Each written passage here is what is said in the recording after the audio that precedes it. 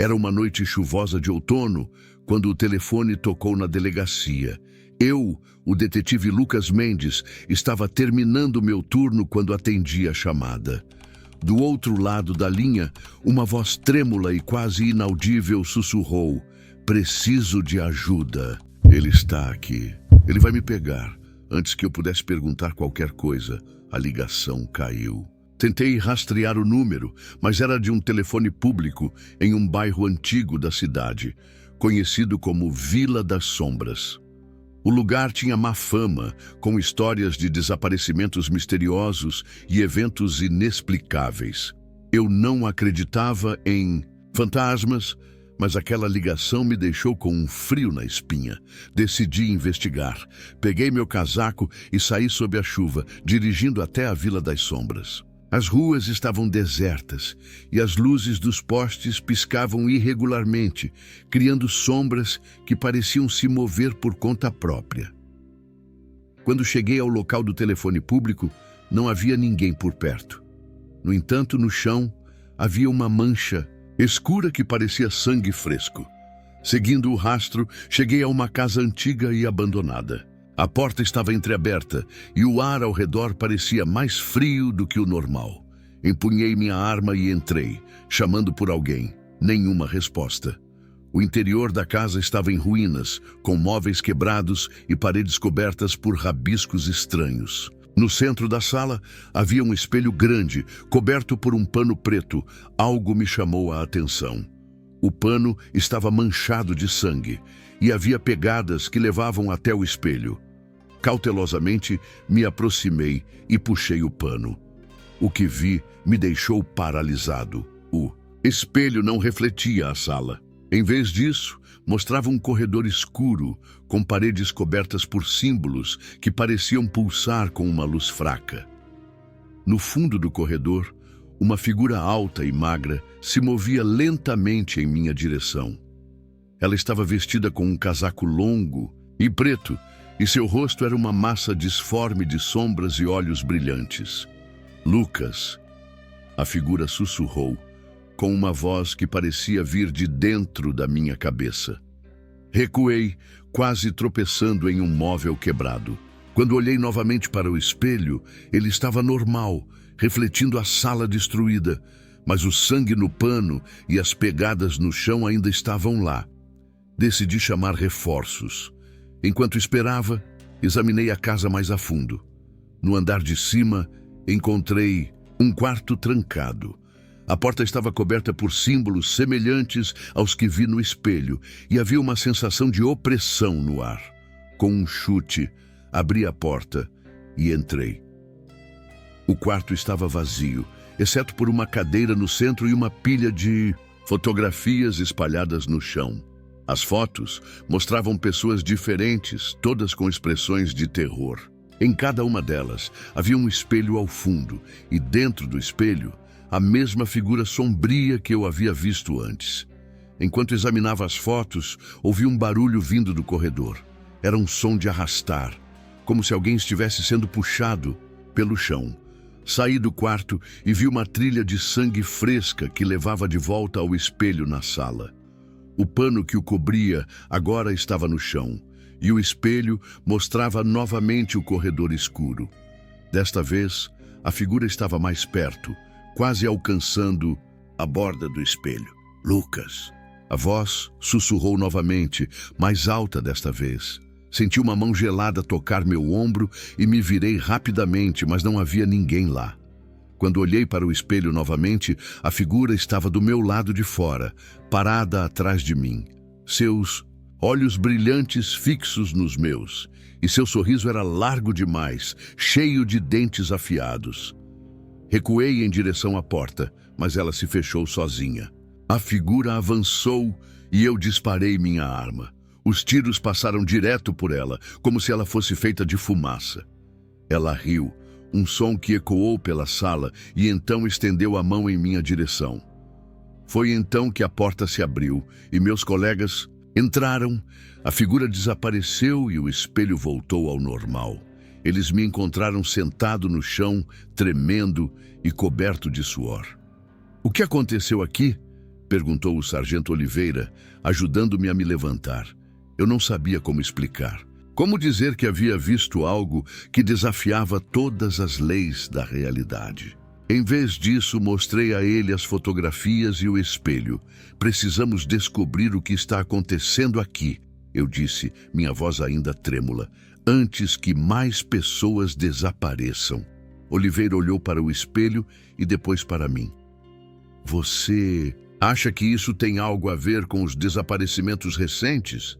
Ele perguntou. Eu não respondi, mas no fundo sabia que sim. Aquela casa, aquele espelho e aquela figura sombria eram a chave para tudo.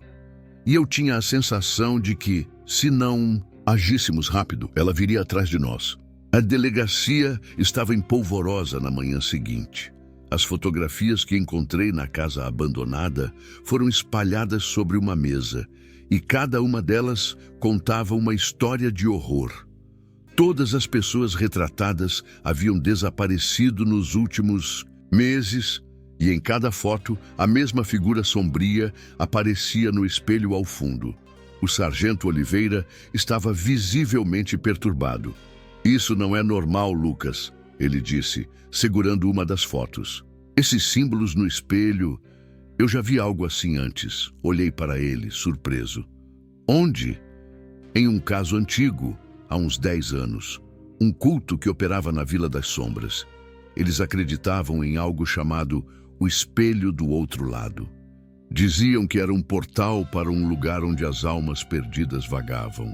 O líder do culto desapareceu e o caso foi arquivado. E você acha que isso tem algo a ver com o que está acontecendo agora? Perguntei. Oliveira hesitou. Não sei, mas acho que precisamos descobrir. Decidimos voltar à casa abandonada. Durante o dia, esperando que a luz do sol nos protegesse do que quer que estivesse lá. Quando chegamos, a casa parecia ainda mais sinistra sob a luz do dia. As janelas quebradas refletiam a luz de forma distorcida e o ar ao redor parecia pesado, como se a própria casa estivesse nos observando. Entramos novamente, desta vez com mais cuidado. O espelho ainda estava no centro da sala, coberto pelo pano manchado de sangue. Desta vez, trouxemos equipamentos para analisar os símbolos nas paredes e no espelho. Enquanto a equipe de perícia trabalhava, eu e Oliveira subimos para o andar de cima, onde encontrei as fotografias. No quarto trancado, havia algo novo. No chão, próximo à pilha de fotos, havia um diário empoeirado. Peguei-o e abri, revelando páginas cheias de escritas frenéticas e desenhos dos mesmos símbolos que vimos no espelho. O diário pertencia a uma mulher chamada Clara, que parecia ter sido membro do culto mencionado por Oliveira. Eles dizem que o espelho é um portal, mas não é. É uma prisão. Ele está lá esperando. Ele se alimenta de nós, de nossas almas. Eu vi o que ele faz com aqueles que entram. Eles nunca voltam. Ele os leva para o corredor e lá ele os consome. Li em voz alta. Oliveira olhou para mim, seu rosto pálido. Isso é loucura, ele murmurou. Talvez não, respondi, virando mais páginas. Clara escreve que o culto tentou invocar algo, mas perdeu o controle. Eles abriram o portal, mas não conseguiram fechá-lo. E agora ele está livre. Quem é ele? Perguntou Oliveira. Ela não diz, apenas o chama de o guardião do espelho. Nesse momento, ouvimos um grito vindo do andar de baixo. Corremos para a sala, onde a equipe de perícia estava reunida em torno do espelho. O pano havia sido removido e o espelho mostrava novamente o corredor escuro. Desta vez, porém, havia algo diferente. No fundo do corredor, uma porta estava entreaberta e uma luz pálida e pulsante emanava de dentro. O que está acontecendo? Perguntei ao perito que estava tremendo. Não sei. O espelho? Ele começou a brilhar e então isso apareceu. Ele respondeu apontando para a porta. Olhei para Oliveira, que estava tão perplexo quanto eu. Precisamos fechar isso, eu disse. Seja o que for, não podemos deixar que continue. Foi então que ouvimos um som vindo do espelho. Era um sussurro baixo, quase inaudível, mas que parecia ecoar em nossas mentes. Venham. A voz sussurrou. Venham e vejam. Senti uma vontade irresistível de me aproximar do espelho, como se algo estivesse me puxando. Oliveira pareceu sentir o mesmo, pois começou a caminhar em direção ao espelho, seus olhos fixos na porta ao fundo. Oliveira, pare! Gritei, tentando segurá-lo. Ele não me ouviu. Continuou caminhando, como se estivesse em transe. Quando ele chegou ao espelho, sua mão tocou a superfície e ela começou a ondular como água. Em segundos, ele foi puxado para dentro, desaparecendo no corredor escuro. Não! Gritei, tentando alcançá-lo, mas era tarde demais. O espelho voltou ao normal e a sala ficou em silêncio. A equipe de perícia estava em choque e eu me sentia impotente.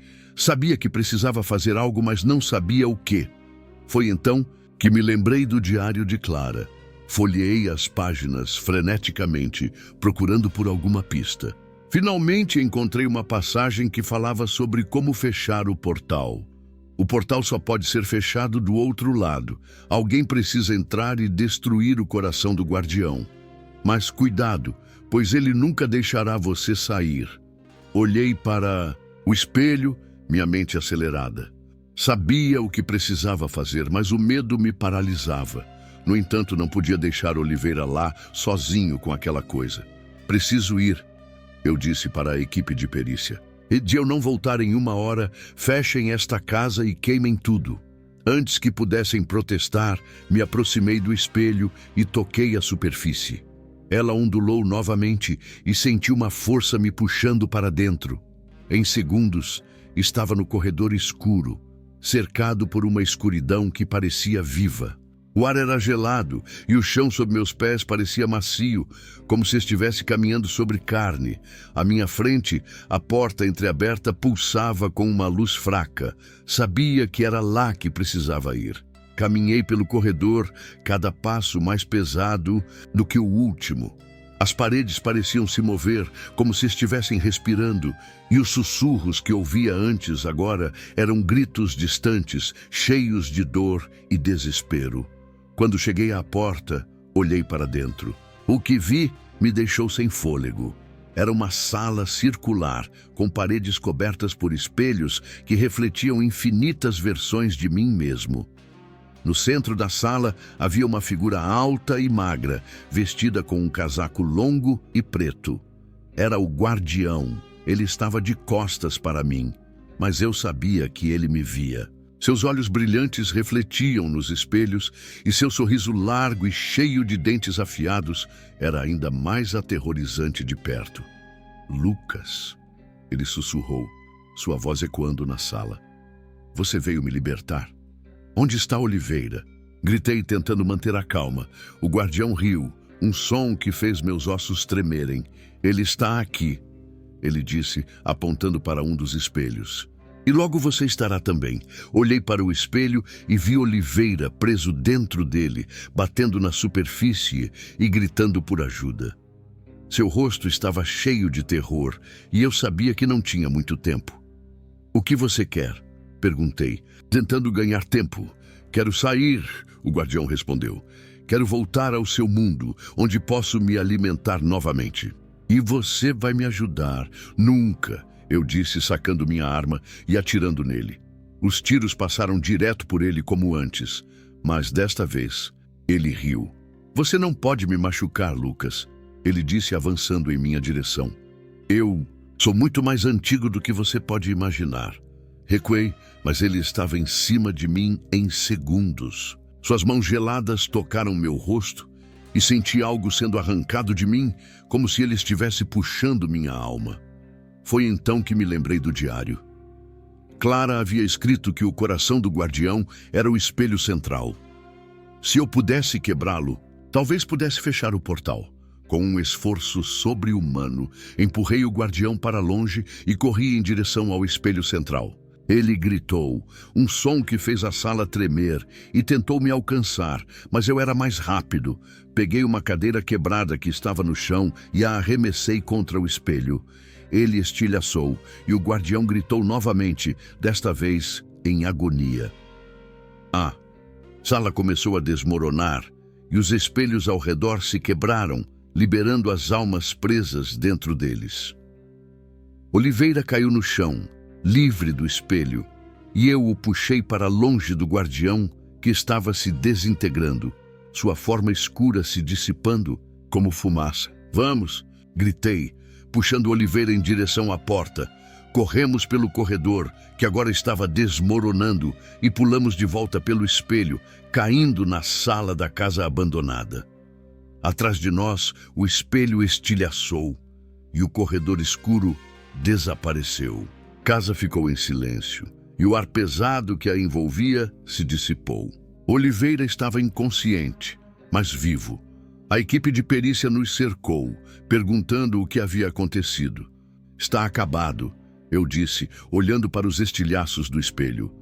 O portal está fechado, mas no fundo eu sabia que não era verdade. O guardião ainda estava lá em algum lugar, esperando, e eu tinha a sensação de que um dia ele voltaria.